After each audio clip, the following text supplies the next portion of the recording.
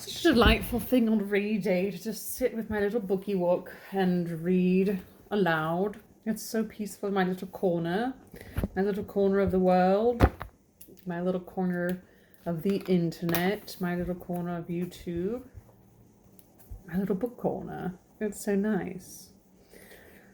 We left off with a beautiful scene of Mr. Collins proposing to Elizabeth. And I just learned that it's like improper. It was improper in the Victorian era, probably beginning in the Regency era.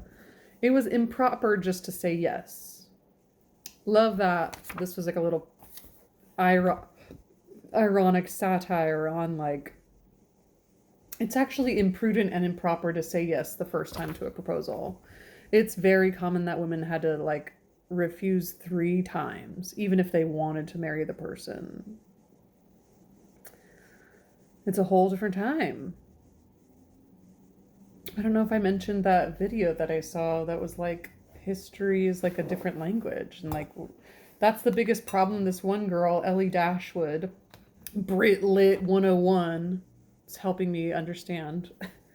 Ellie Dashwood, hashtag Ellie Dashwood, shout out Ellie Dashwood for helping me understand, and so many other people that I just haven't got to memory. Lucy Worsley, just helping me learn the times and like why it is satirical to be like, I'm actually not like guilted or a false modesty. I actually don't want to marry you. And he's like, you guys all have to say that. So we're gonna, the fallout of this time here, chapter 21, Pride and Prejudice. Thank you for joining me and listening if you're out there. I wonder when we're gonna get this proper British accent. I wonder when that accent came in. British, like very. I wonder when that started. I'm not gonna do that for this book, but I do wonder when that started. I don't even know how to look that up. How Google Voice. Okay. Reading. The discussion of Mr. Collins's offer was not nearly at an end, and Elizabeth had only to suffer from the whole uncomfortable no, it doesn't say whole.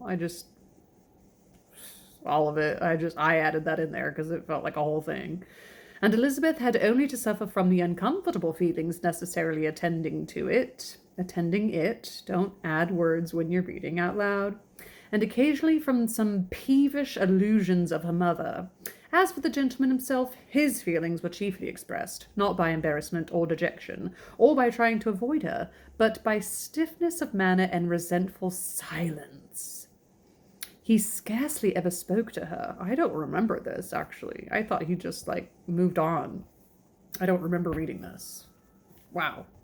He scarcely ever spoke to her, and the assiduous attentions which he had been so sensible of himself were transferred for the rest of the day to Miss Lucas, whose civility in listening to him was a seasonable relief to them all, and especially to her friend.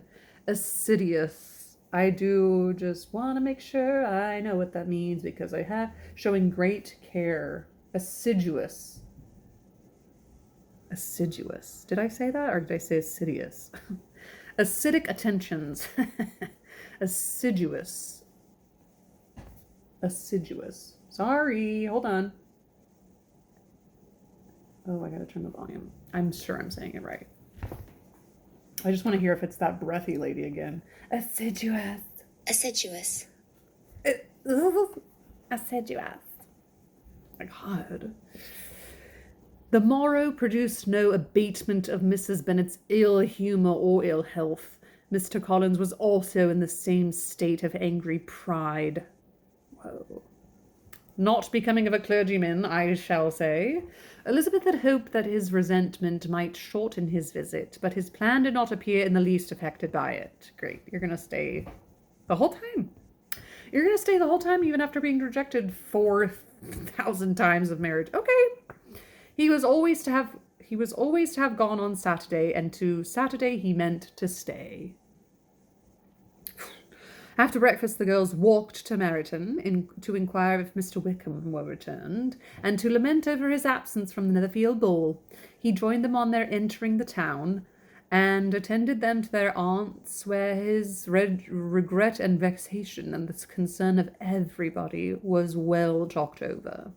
To Elizabeth, however, he voluntarily acknowledged that the necessity of his absence had been self-imposed.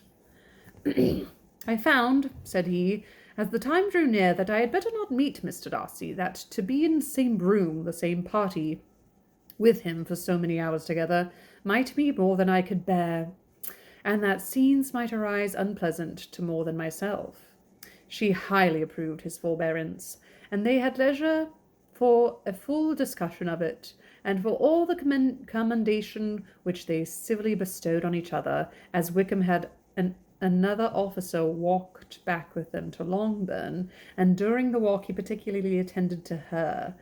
These sentences get pretty long, and I get kind of like, where am I? Okay, the end. Sorry if that's really obvious and comes off exactly like that.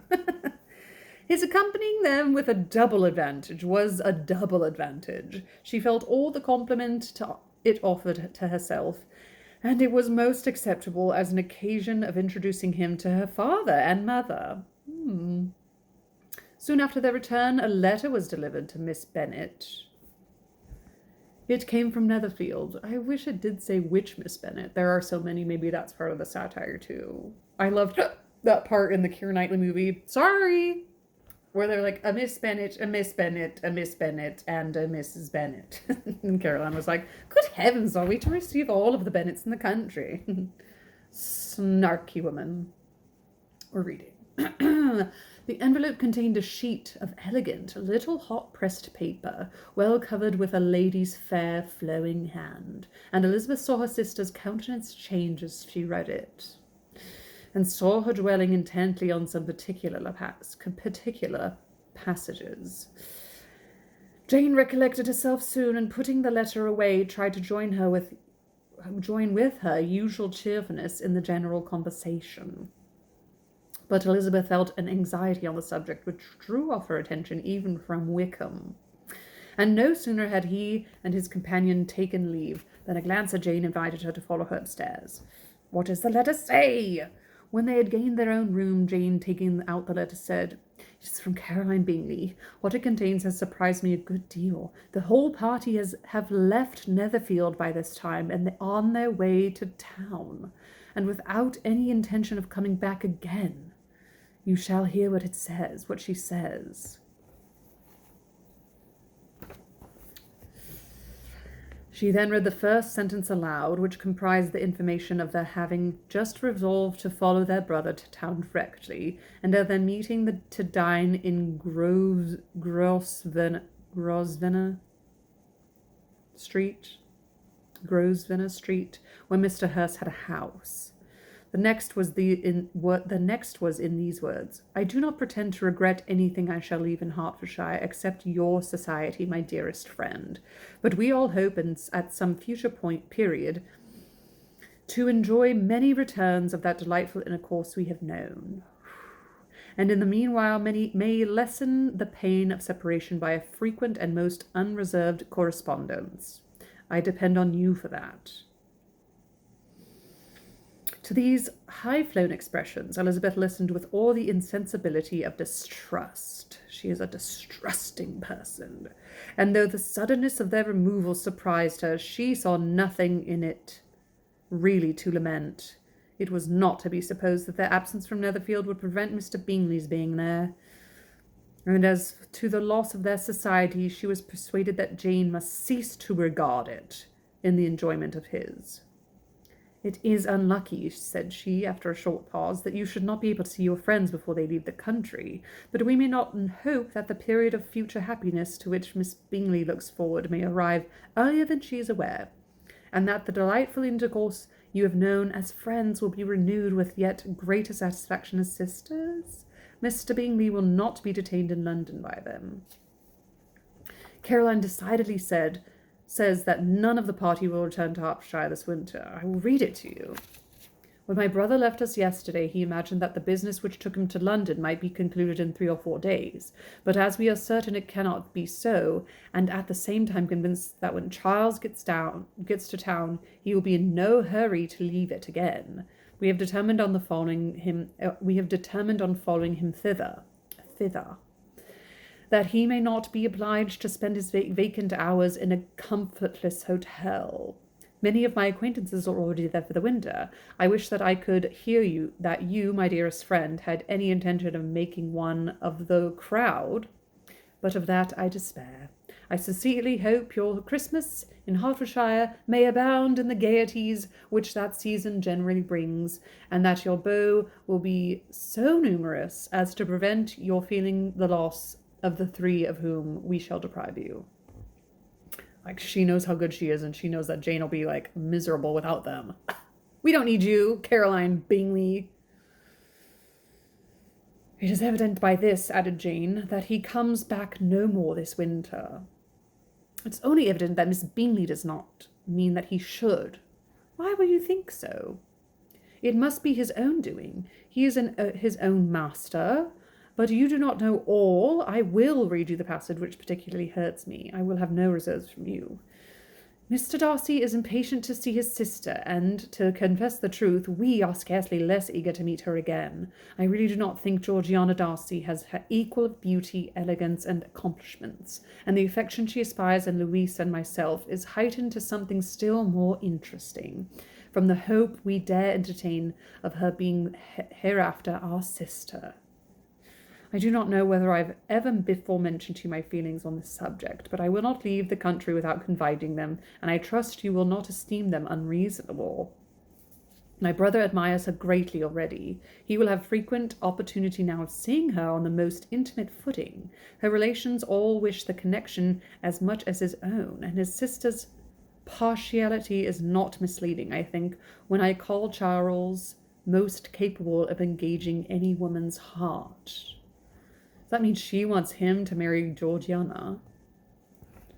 With all these circumstances to favour an attachment, and nothing to prevent it, I am wrong, my dearest Jane, in indulging the hope of any event which will secure the happiness of so many. You guys, what do you think of this sentence, my dear Lizzie? Said Jane as she finished. Is it not clear enough? Does it not expressly declare that Caroline neither expects nor wishes me to be his sister? That she is perfectly convinced of her brother's indifference, and that if she suspects the nature of my feelings for him, she means most kindly to put me on my guard. Can there be any other opinion on the subject? Yes, there can, for mine is totally different. Will you hear it? Most willingly. You shall have it in a few words. Miss Bingley sees that her brother is in love with you, and he wants him to marry Miss Darcy. She follows him to town in hope of keeping him there, and tries to persuade you that he does not care about you. Jane shook her head. Indeed, Jane, you ought not to believe me.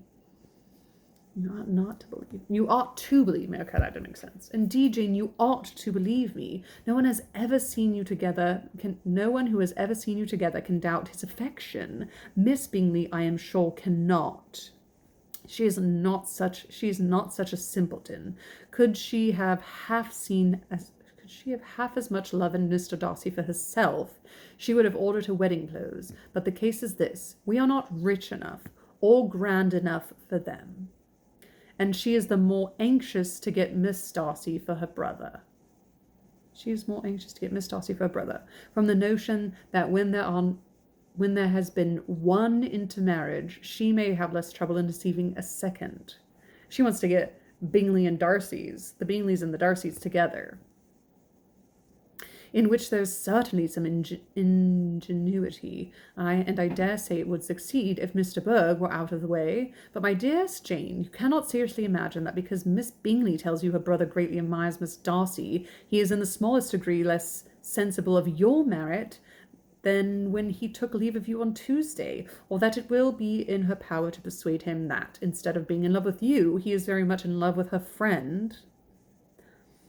If we thought alike of Miss Bingley, replied Jane, your representation of all this might make me quite easy. But I know the foundation is unjust. Caroline is incapable of willfully deceiving anyone.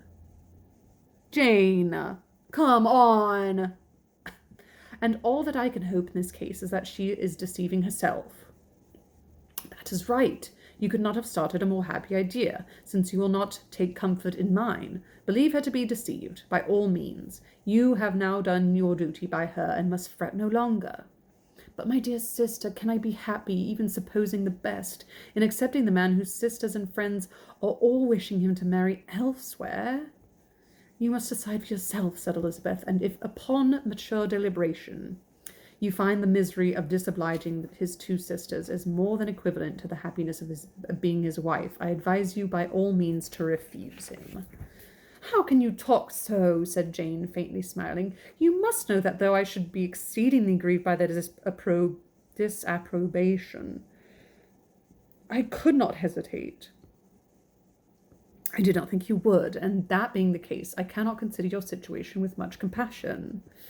But if he returns no more this winter, my choice will never be required. 1,000 things may arise in 6 months. Wow. 1,000 things. The idea of his returning no more Elizabeth treated with the utmost contempt. It appeared to her merely the suggestion of Caroline's interested wishes, and she could not for a moment suppose that though wishes, however openly or artfully spoken, could influence a young man so totally independent of everyone. Is this going back to he's really easily persuaded, huh? She represented to her sister as forcibly as possible what she felt on the subject, and as soon as the pleasure of seeing its happy effect, Jane's temper was not desponding, and she was gradually led to hope, though the indifference of affection sometimes overcame the hope, that Bingley would return to Netherfield and answer every wish of her heart. They agreed that Mrs. Bennet should only hear of the departure of the family without being alarmed on the score of the gentleman's conduct. Right, Miss Bennet would have a heart attack and die. But even this partial communication gave her a great deal of concern, Mrs. Bennet, and she bewailed it as exceedingly unlucky that the ladies should happen to go away just as they were all getting so intimate together. After lamenting it, however, at some length, she had the consolation that Mr. Bingley would soon be down again and soon dining at Longbourn, and the conclusion of all was the comfortable declaration that though he had been invited only to a family dinner, she would take care to have 2 full courses. She's so sweet. Chapter 22. The Bennets were engaged to dine with the Lucases, and again during the chief of the day was Miss Lucas so kind as to listen to Mr. Collins. Elizabeth took an opportunity of thanking her. It keeps him in good humour, said she, and I am more obliged to you than I can express. Charlotte assured her friend of her satisfaction in being useful, and that it amply repaid her for the little sacrifice of her time. This was very amiable, but Charlotte's kindness extended further than Elizabeth had any conception of. Its object was nothing else than to secure her from any other return of Mr. Collins's addresses by engaging them towards herself. Such was Miss Lucas's scheme, and appearances were so favourable that they parted at night. She would have felt almost secure of success if he had not been to leave Hertfordshire very soon. But here she did injustice to the fire and independence of his character, for it led him to escape out of Longbourn House the next morning with admirable slyness, and hasten to Lucas Lodge to throw himself at her feet. He was anxious to avoid the notice of his cousins. From a conviction that they saw him depart, they could not fail to conjecture his design, and he was not willing to have the attempt known till its success might be known likewise. For though feeling almost secure, and with reason, for Charlotte had been tolerably encouraging, he was comparatively diffident since the adventure of Wednesday. His reception, however, was of the most flattering kind. Miss Lucas perceived him from an upper window as he walked towards the house, and instantly set out to meet him accidentally in the lane. Miss Lucas! But little had she dared to hope that so much love and eloquence awaited her there. Aww. In as short a time as Mr. Collins' long speeches would allow, everything was settled between them to the satisfaction of both, and as they entered the house, he earnestly entreated her to name the day that was to make him the happiest of men. And though such a solicitation must be waived for the present, the lady felt no inclination to trifle with his happiness. The stupidity with which he was favoured by nature must guard his courtship from any charm that could make a woman wish for its countenance. And Miss Lucas, who accepted him solely from the pure and disinterested desire of an establishment, cared not how soon that established were gained. She's already an inconvenience to her parents at the ripe old age of 27. Sir William and Lady Lucas was speedily applied to for their consent, and it was bestowed with a most joyful alacrity. Mr. Collins's present circumstances made it a most eligible match for their daughter, to whom they could give little fortune, and his prospects of future wealth were exceedingly fair. Lady Lucas began directly to calculate, with more interest than the matter had ever excited before, how many long years Mr. Bennet was likely to live. That's weird. And Sir William gave it as his decided opinion that whenever Mr. Collins should be in possession of the Longbourn estate, it would be highly expedient that both he and his wife should make their appearance at St. James. The whole family, in short, were properly overjoyed on the occasion. The younger girls formed hopes of coming out a year or two sooner than they might otherwise have done, and the boys were relieved from their apprehension of Charlotte's dying an old maid. Charlotte herself was tolerably composed. She had gained her point, and had time to consider it. Her reflections were in general satisfactory. Mr. Collins, to be sure, was neither sensible nor agreeable. Mr. Collins, to be sure, was neither sensible nor agreeable. His society was irksome, and his attachment to her must be imaginary. But still he would be her husband. Without thinking highly either of men or matrimony, marriage had always been her object. Woo, she a bit gay. Interesting. It was the only provision for well-educated young women of small fortune, and however uncertain of giving happiness, must be their pleasantest preservative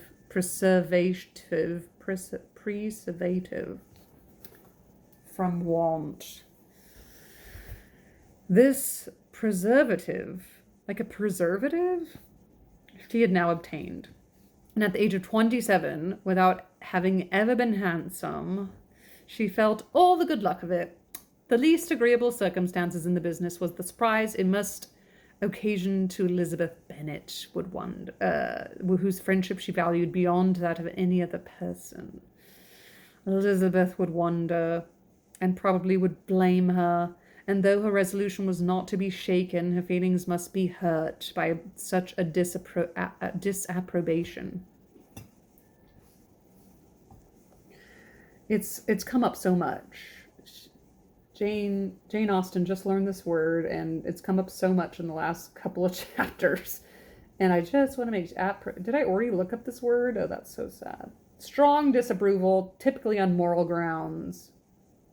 She braved her mother's disapprobation and slipped out to enjoy herself. Disapprobation. Okay, sir. Disapprobation. Strong disapproval. Elizabeth was hurt by her disapprobation. Okay, that makes sense. Got it. She resolved to give her the information herself, and therefore charged Mr. Collins, when he returned from Longbourn to dinner, to drop no hint of what had passed before any of the family. A promise of secrecy was of course very dutifully given, but it could not be kept without difficulty, for the curiosity excited by his long absence burst forth in such very direct questions on his return as required some ingenuity to evade, and he was at the same time exercising great self-denial, for he was longing to publish his prosperous love. As he was to begin his journey too early in the morrow to see any of the family, the ceremony of leave-taking was performed when the ladies moved for the night.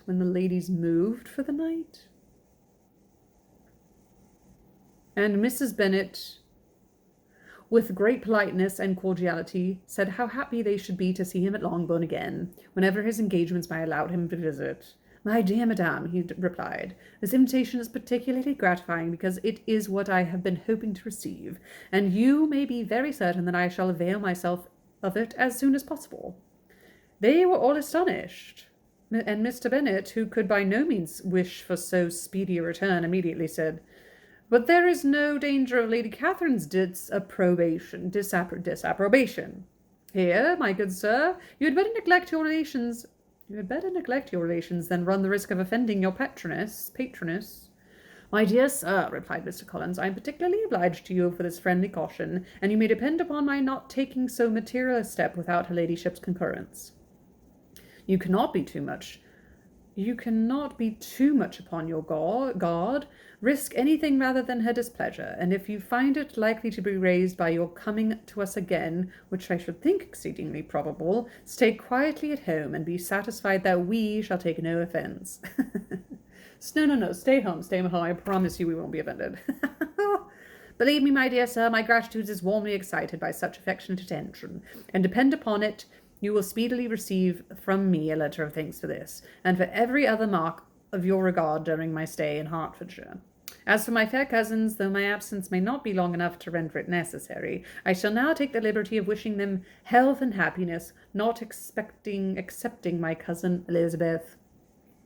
With proper civilities, the ladies then withdrew, all of them equally surprised that he meditated a quick return.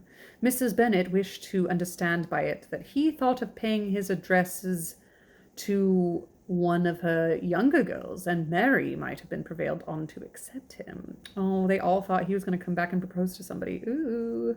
She rated his abilities much higher than any of the others. There was a solidity in his reflections which often struck her, and though by no means so clever as herself, she thought that if encouraged to read and improve himself by such an example as hers, he might become a very agreeable companion. Mary was like, he's kind of dumb, he should read more. He'll learn from my example. But on the following morning, every hope of this kind was done away. Miss Lucas called soon after breakfast, and in a private conference with Elizabeth related the event of the day before. The possibility of Mr. Collins's fancying himself in love with her friend had once occurred to Elizabeth within the last day or two. But that Charlotte could encourage him seemed almost as far from possibility as she could encourage him herself, and her astonishment was consequently so great as to overcome at first the bounds of decorum, and she could not help crying out, "Engaged to Mr. Collins? My dear Charlotte, impossible!" The steady countenance which Miss Lucas had commanded in telling her story, gave way to a momentary confusion here on receiving so direct a reproach, though as it was no more than she expected, she soon regained her composure and calmly replied, "Why should you be surprised, my dear Eliza? Do you think it incredible that Mr. Collins should be able to procure a woman's good opinion because he was not so happy as to succeed with you?" But Elizabeth had now recollected herself, and making a strong effort for it, was able to assure with tolerable firmness that the prospect of their relationship was highly grateful to her, and that she wished her all imaginable happiness. "I see what you are feeling," replied Charlotte. "You must be surprised, very much surprised, so lately as Mr. Collins was wishing to marry you. But when you have had time to think it over, I hope you will be satisfied with what I have done. I am not romantic, you know. I never was. I only asked for a comfortable home, and considering Mr. Collins's character, connection, and situation in life, I am convinced that my chance of happiness with him is as fair as most people can boast on entering into the marriage state."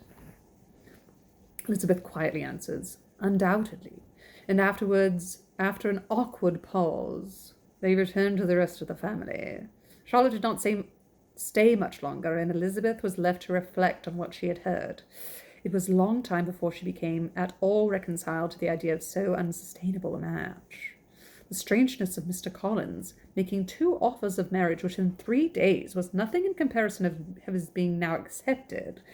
She had always felt that Charlotte's opinion of matrimony was not exactly like her own, but she had not supposed it to be possible that, when called into action, she would have sacrificed every better feeling to worldly advantage. Charlotte, the wife of Mr. Collins, was the most humiliating picture. And to the paying of a friend disgracing herself and sunk in her esteem was added the distressing conviction that it was impossible for a friend to be tolerably happy in the lot that she had chosen. Oh, this whole marriage and what it does in society, and there weren't even that many people around. There was just it was just boring. So this was all they really had to do. Poor Charlotte, poor Elizabeth. Well, we'll have to keep on reading to see what finds out. We'll see you next time. Happy reading. Ta-ta.